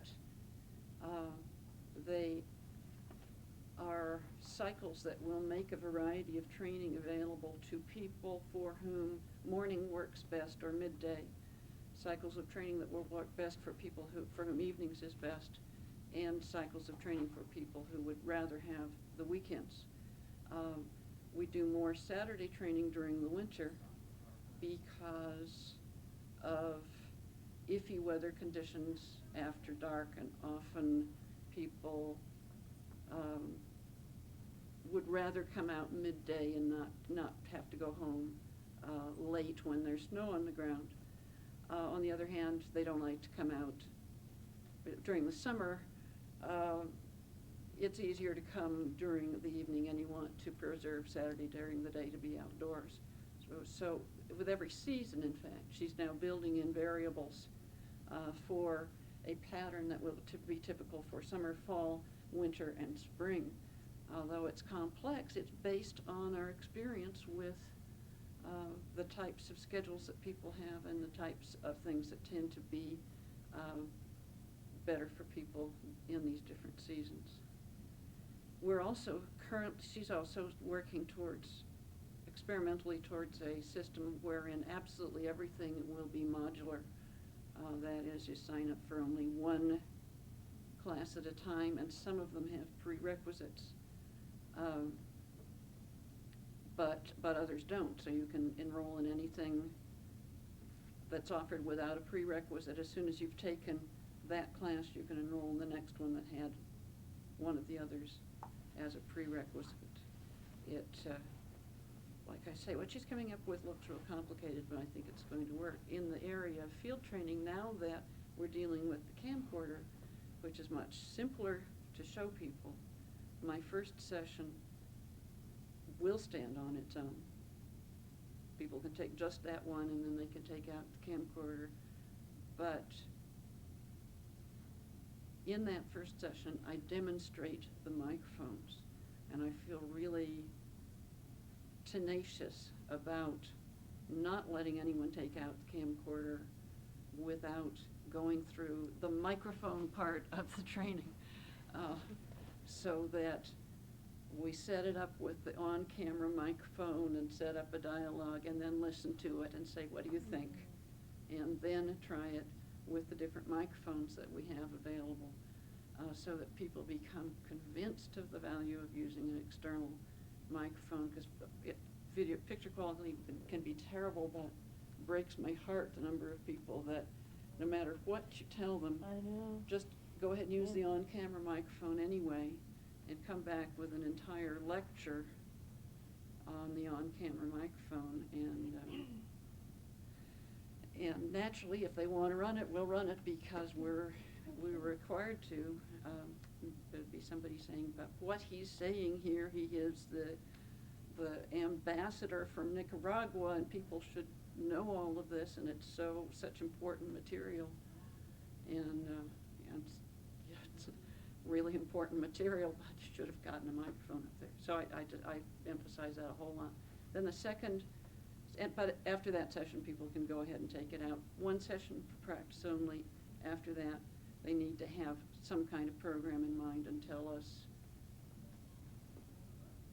just a title and a general description of what it is we're doing, so we can track their progress with no real approval required of pre-production.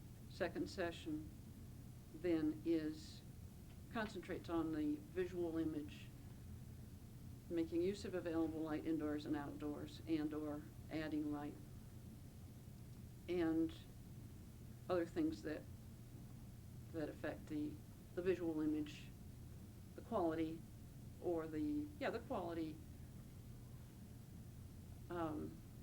getting the not necessarily in terms of what's better or what's worse, but how to make it look the way you want it to look. We're also going to have to modify our editing class because we arranged things. We used to have an editing room that 6 people could squeeze into. Now we have moved both edit suites into rooms that are so small you really can't fit more than 2 people in at once. What we'd really like to have is a videotape about editing. And I've seen some advertised here and there, but I haven't looked at any of them. Have any of you seen any videotapes that show you on a videotape how to edit? It's one of those really, I think every trainer has always said, why don't I do a videotape? Or why don't I do, an instruction manual of some kind, a check, a reference It crosses manual. my mind, and after 5 years of teaching editing, I finally feel like I kind of like how I do it, and yet mainly I'm showing unedited samples of unedited and then edited footage, and how this particular problem was solved, or I illustrate a lot of things, just showing it and talking about it. And it's occurred to me that there must be all kinds of people who've done similar, possibly better demonstrations right on a videotape, showing unedited and edited footage, and were, the unedited footage, the edit which created a jump cut, the cutaway footage, the use of the cutaway to cover the jump cut. I could produce such a video, but I'm sure there must be You'd think so. others out there. But to back that up a little bit, I try and get people to get into editing as soon as possible, even if they've just shot something that's practice and they just want to see, because I think you learn so much about shooting once you get in the editing room. I mean, I think you learn everything about shooting when you get in the editing room. So just as you're saying, if somebody's shooting a whole lecture series and then they want to edit it and they think something's going to magically happen in editing that is going to change their original footage or just make it suddenly into the TV show that they want. I try and get them to shoot a little bit and come in and take a look at it and just go over what this is going to finally look like so that they can work through that process a little bit as they're shooting. My approach to editing, I try to teach the mechanics, of course, first, this is the source machine, this is the edit machine, this is what it can do, but then I just have a videotape that has numbers out of order, and they're required to put it into sequence. And then we get into, not composition, but continuity, I guess, with real video, something that they've shot, or something that's on the shelf anyway to go practice on and demonstrate the jump cuts and so forth. Seems like putting the numbers in helps them learn the dials machine. Assemble edits, the numbers? Is that, or have you gotten to insert by the time you do that first exercise? We'll do the assembles, put the numbers in sequence in the assemble mode, and then we'll add narration or music in the insert mode to demonstrate that, and then replace a certain number to demonstrate the insert capabilities. As far as putting numbers on there's not a whole lot you can do, but we pretend that we're the count and we love to count and 8 cookies, or whatever, but I try to make it fun too, We just teach insert editing. We provide a control track videotape for each producer and just teach that because so many people mess up their tapes by doing assemble editing. That's been our, so we're just like, see this button? Just ignore that button. You don't want to use that button. It is the hardest concept to try to get across to anyone is what that control track is. And why snow doesn't, you can't have snow in your tape. I've actually taped over edit controllers over the assemble and record button, just said people don't do it. Yeah. There's no reason to do it. But assemble versus insert are such difficult concepts because neither one of them have a thing to mean in editing what the word means. Exactly. Assemble and insert. The but that's not what's happens control track. And but, assemble's such a seductive word in editing, Yeah. because it's like, isn't that Assemble- what I'm oh, yeah, doing? yeah, I wanna right, assemble my right. stuff. I have all this stuff and I want to get it together, and it's like. Everybody does it though, they always put that 3-second gap in the beginning of the tape when they try to go back and change one thing at the start. So Oh, I just for like me, it's say, 15 I've minutes in, actually- it's like- I've actually and they're like, taped what is it? over those controls on the edit control. That's a and good said, idea. Forget they're there. Right. Aren't gonna help you at all. And we encourage, How long are those workshops that you do that? I What mean, now? How long are your workshops to edit? Oh, I should wait a minute, I wanna wait, Oh, we- I need to wait Yeah. to see. Actually, I put a bit of time into explaining the difference between assemble and insert. And I guess that's again goes back to the way I was taught video editing, the background in 16mm film. I already knew the choice-making process. I figured all I needed to know was how to push the buttons, and I was simply told, use insert mode.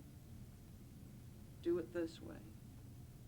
And before long, I was using assemble mode because I didn't see the difference. It's like people are told not to overfeed the goldfish, and they're never told why not to overfeed the goldfish. Because they think, that everybody thinks the reason that you shouldn't overfeed the goldfish is because the goldfish will overeat. Nobody's told the reason you don't overfeed the goldfish is because the leftover fish food will rot and contaminate the water. I have to have a reason. And so I spend a little time explaining the difference to people, and it goes over a few people's heads, but most people really kind of like to know. But I do have a wonderful reprint of a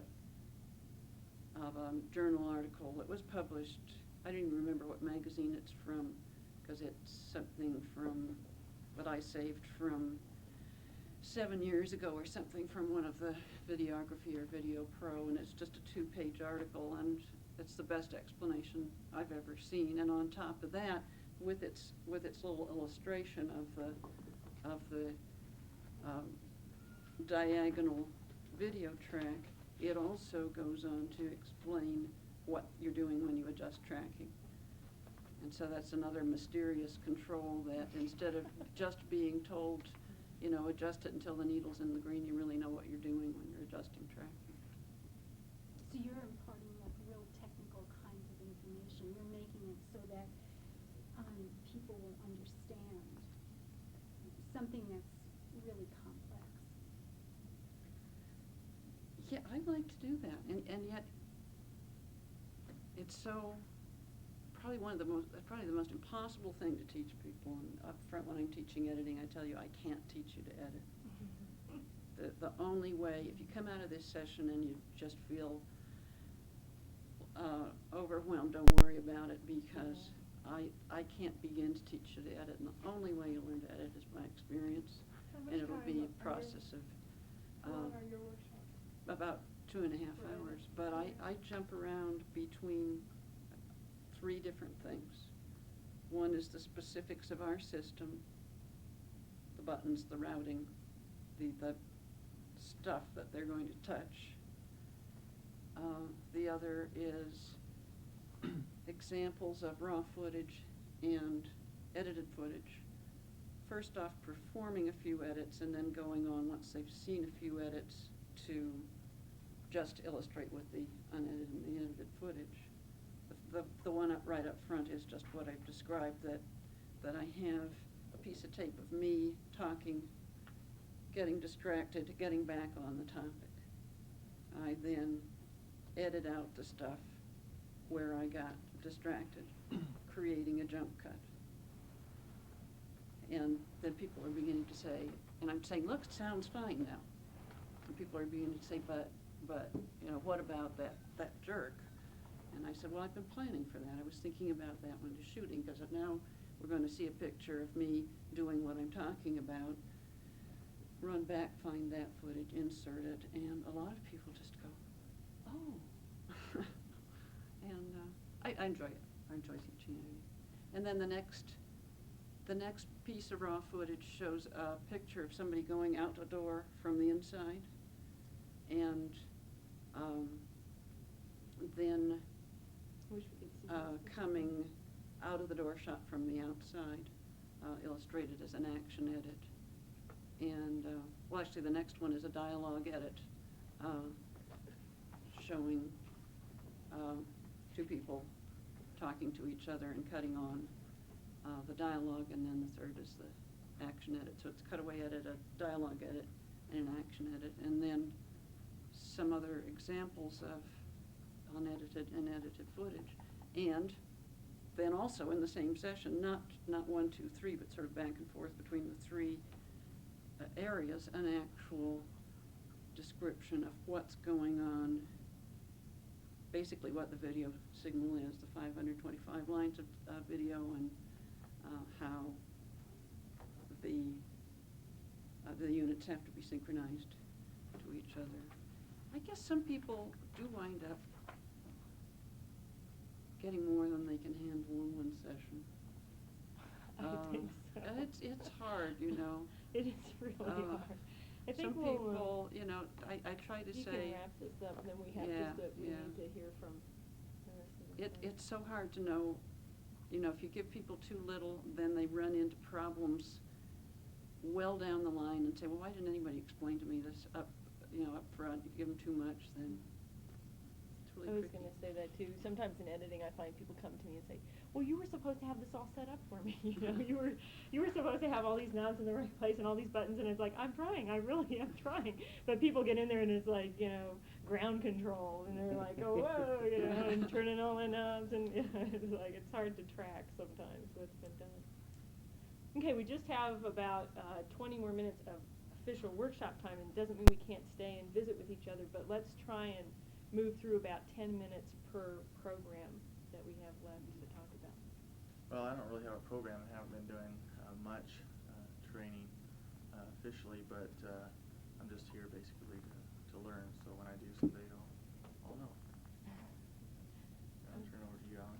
And hopefully you'll come into the, and hopefully we'll come into the local access center in your home community, Charles. Actually, he has been Other than ones, training. all the ones.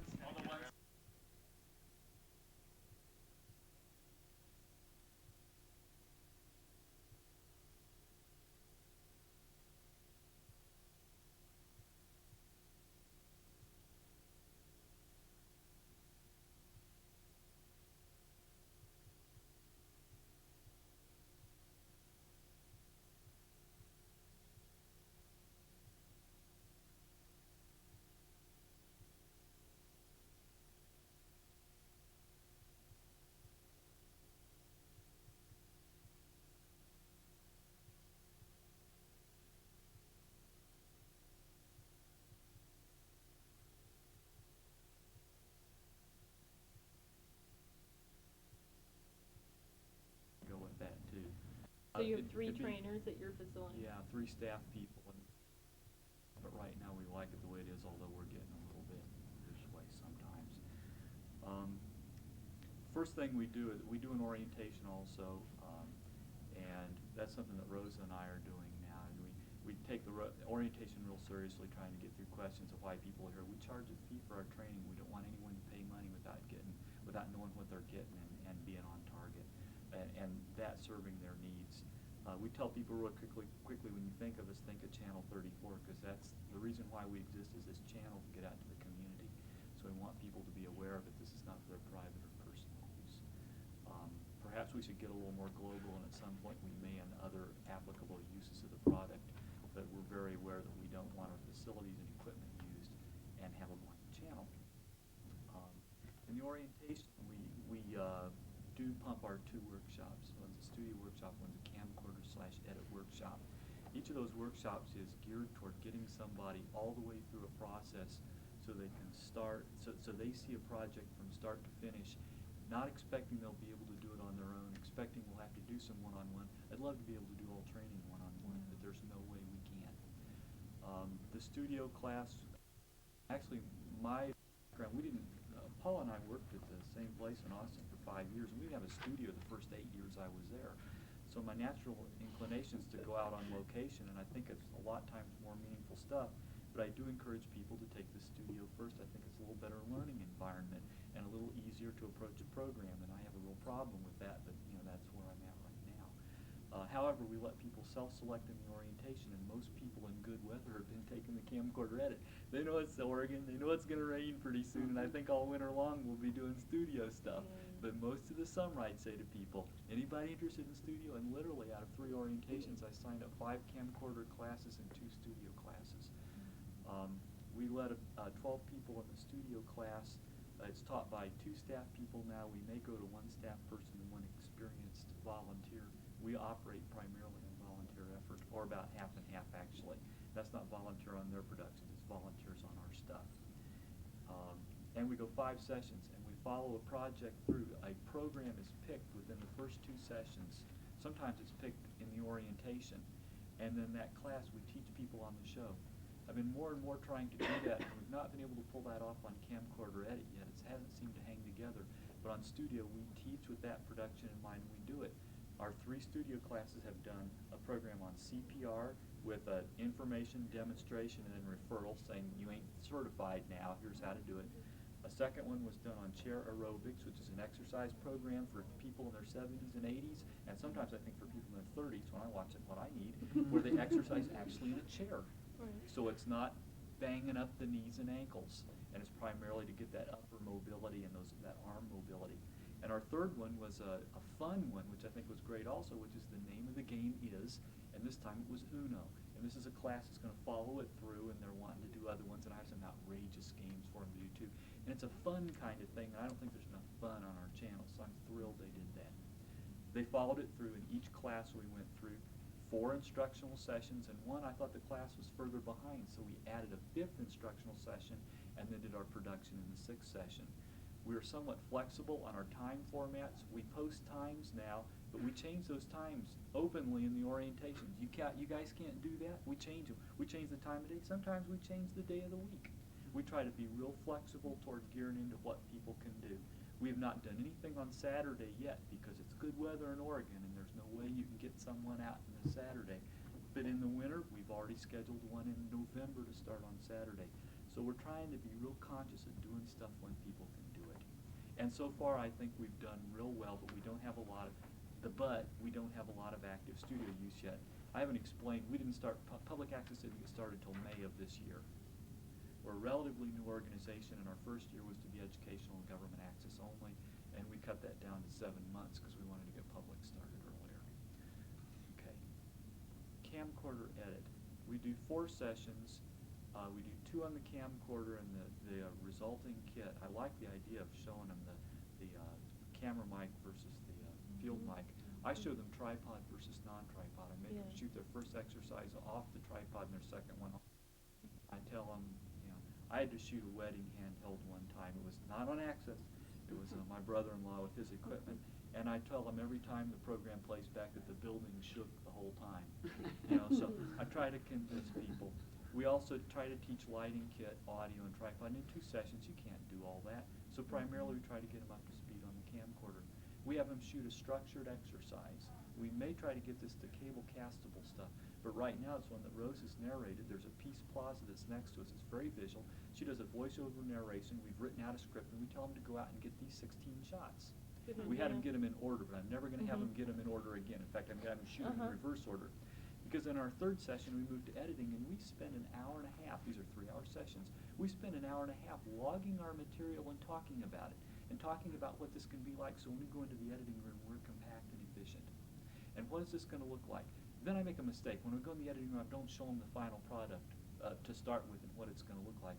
But they've got it logged, they've written down their times, and we go through, I show the pieces of equipment, and I try to get people as much as possible on that first session of matching those pictures to that audio. And I tell them this is not totally representative of all programs they'll do. Sometimes they're audio, and frequently their audio will be lip sync audio with their video, and it won't be the same, but this is perhaps a little more challenging edit, and I want them to be aware of it. I tell them the difference between assemble and insert. I explain control track and all that stuff, but I expect them to forget it all immediately. So that's when I say, you see these 2 red buttons on here? After I told you all that, forget them. Don't use them, please. As I said, when you get your feet on the ground, you're free to do anything you want to in here. Don't spill drinks in the equipment. You're free to operate the equipment as you please. But I got to tell you, if you do assemble edits, you're going to put 3-second gap and snow in the beginning of your show somewhere because everybody else has. And so I'm trying to save you that one. Make new and creative errors, not the same ones that all of us have made. In our training, we try to let people know that they're going to make a lot of mistakes. They might as well make them in training. They're going to make everybody jealous who made, if they don't make any mistakes that came before them. Try to get them to relax. With a camcorder, I tell them the Skip Blumberg story that we had in Austin, where he makes them pick it up and scratch it behind the ears like a puppy, and treat it as a piece of machinery. You can hold it and do stuff with it. To finish up on editing, we spend 2 sessions at that, and I try to get them a little bit on a self-directed paid tour of Commodore Amiga. Then we do require people after either workshop to intern with us on one program.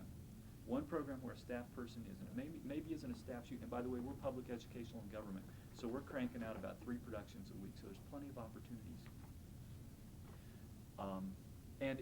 Or if there's an independent producer doing a studio program where there's a staff person present, we have them do that. At the completion of that, they're certified and able to use equipment. We want them to schedule their first the editing of their first program always when there's a technically oriented staff member in the facility. And I tell people a 2-minute rule. If you can't figure it out in 2 minutes, come and get us. And just, don't take a half hour. Other than that, for people who can't afford our fees, we do some OTJ stuff too. We do on-the-job training on our educational and government productions, and some people who are certified have never paid us a cent, haven't sat in a standard workshop, and we have a different way of bringing them up to speed after they've volunteered with us. Our van is like our studio. The equipment is practically identical system-wide. So if you work with us on our van, you know how to use a studio minus the lights. We're hopeful of getting people more targeted in toward their idea and developing the idea during their training, but we haven't figured it out on camcorder edit. But we're thinking of having like 3 scripts that we can rotate the camcorder edit people through. Not real tight scripts, but ideas that'll be a minute and a half that we can get on the channel. Because once again, when people think of us, we want them to think of the channel. Good work. I'll defer to Margaret. I'm the training coordinator at 12th Valley Community Access in Oregon.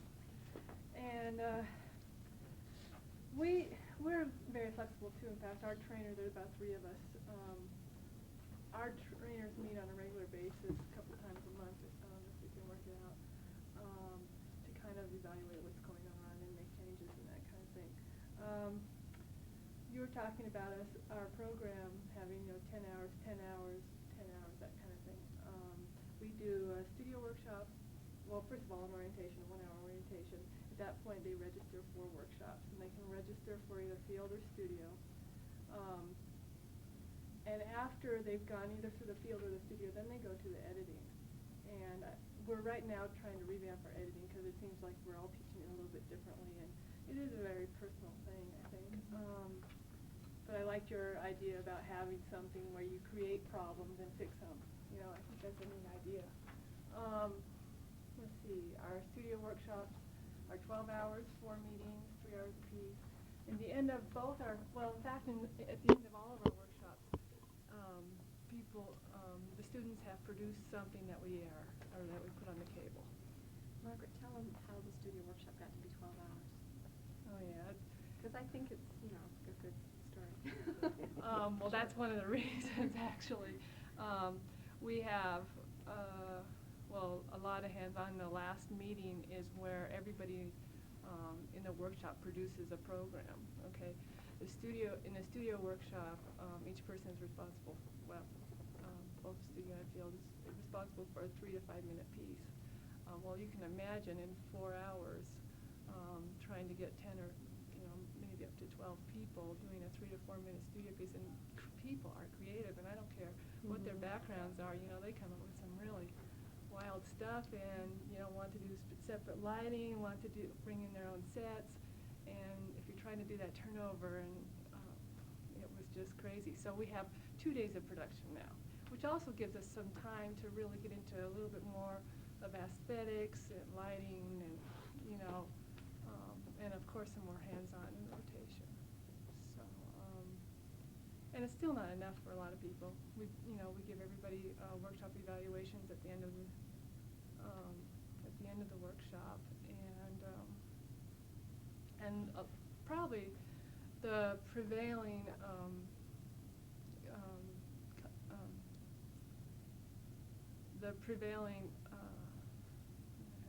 well, the thing that people most comment about is the fact that they haven't learned enough. They don't feel confident going out on their own.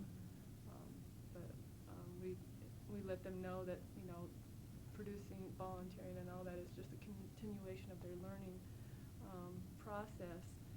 And there's always a technician around for them to help them out. And our editing workshop, we have 2 times where they meet with the class. And the last time they come in on their own by themselves for a 4-hour block and put something together. And if they don't have their own stuff, which we encourage them to bring in, then we give them something to do, which gives them that kind of hands-on personal approach. And then we look at what they've produced and evaluate it. So you have 3 classes. You like have a field production, studio production, and a separate editing class. And how long is that editing class? It's 10 hours, including the 4 hours they come in on their own. They schedule on their own. Yeah, so it's 2 3-hour sessions with an instructor. And then, of course, the instructor or a production specialist or somebody is there to help them through their last, project. Yeah, our approach to editing also, what was somewhat misleading when I said it was just one session, because in a sense we tell people really you've got a second session, but the second session is just signing up and doing it at a time when someone is at your beck and call. It doesn't mean they're one-on-one at all moments, but there's somebody available to talk them through the next their first hands-on session. That's what we do with too. Special assistance. We say, do you feel, are you comfortable yet? You know, and if you're not, if you'd still like, you know, some more assistance, then we just keep as many times as it takes. If it takes months and months, we keep instructing. Yeah, Susan has sat with people, edit by edit, just talking them through a level of patience that I could never handle. We have a truly retarded, developmentally disabled person that Susan spent over several days, probably 10 hours, not touching anything, just talking her through it, edit by edit by edit, and now Cherie does all her own editing. That's great. I also like the approach of doing a field and edit together, because it is so important to do them together. And when we have special groups who are interested in doing field production, then we encourage them to do them together so we can follow through. Although there is a part of, I told you we have a finished product at the end of the field class, but what it is basically is in-camera edits. So we have to try to keep them from getting too attached to that and teach them how to shoot to edit, overshoot and all of that. One thing we did too is this last winter we ran a training series at night, just 2 hours once a month, but it was one workshop was on audio, and we brought in an audio specialist, and one workshop was a field production tips, and we brought in a producer from around town, and it served 2 purposes. One was to encourage producers who wanted and needed to know more to get more answers to their questions, and from different people to realize that there are a lot of people in the community that can help them too. And the other thing was to get those community resource people to be a part of MCAT. And we were real concerned. We really wanted them to feel like they could come in and that they were teachers too, and we viewed them as such. They were important to our access facility. We're looking at the same thing to develop some advanced courses, realizing that some people have kind of gone beyond what we've taught them and they'd like the next step. We're going to look at the same thing, some resources in the community, or the staff space to get it way too long. And also that they do a really good job. I mean, especially when you bring in people. As a staff, we like to work with people at the beginning, so they know why they're there. You know, in addition to just as, I'm not just here to learn this technical skill. They get a sense of what, using this channel, communicating. But beyond that, in the advanced ones, we're looking at going outside. Yeah, and I went to all of them, and I learned so much. It was great. I mean, it was really good for me. You know, I was like, I really learned some things that I can pass on here, you know. So you get in your own patterns, and you certainly get in your own patterns of teaching, you know, especially if you're doing it time after time again, and you're like, just what you say, you start to say, this is important, this isn't important, you know, that kind of, you start to weed out, and then if you get a new perspective on it, it really added something to my training. Did you have anything you wanted to add, Martha? No, I just want to thank you all for letting the sponge soak it all up. It's exciting to hear everybody talk about how they teach after having gone through one class. So I'm enjoying this. One of the things that we do also, and Rosa will be a good eye for us in the future, and she'll be a good reality check on me as a teacher when I talk with her about this class that just finished and say, well, you know, what worked and what didn't. She's given me some feedback already. We like to sit in occasionally on each other's classes to be a reality check for other staff members. I think that's real important. And occasionally have an outside person in too. And the frame of mind of being real accepting of that feedback, but also, gosh, it's just good. And we've, as a staff, have done that for each of the three of us already, a couple times. And take breaks too if you can, because I think there's a certain aspect of this work. Sometimes it's like a waitress job. You know, there's just so much public. I mean, everything's public, and my number's listed in the phone book, and it's like, you know, and sometimes I'm just like, I need a break from teaching. I don't have my edge anymore. That, you know, they call it the teacher's edge, and it's like I'm not there. Lynn, did you have something you wanted to say? Well, I'm not associated with the community access. Why don't you introduce yourself? I'm Lynn Merrick. I live in Bozeman, and I used to teach high school kids for a number of years with video and visual literacy, it was called then. But my main interest is trying to develop some kind of curriculum with the aesthetics of community-based video, and I'm just really concerned about media theory and that all of this be part of community access. And I don't know what's ever going to happen with where I live, because there's tremendous competition with the established PBS Montana public station in Bozeman. But I'm still just sort of searching for how to put this together as a program or some kind of curriculum. But that's really my interest, not so much just technical, but that this get put together because of ideas that came out of teaching with high school kids was really exciting. Lynn's also an award-winning filmmaker whose programs are running on Access, and I'm sure she would be open to having her program run on a lot of other Access stations if you're interested in pursuing that. We're glad to have you.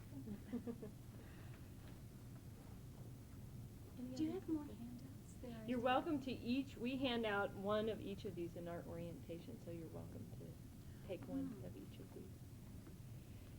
And Margaret, do you want to introduce yourself as long as?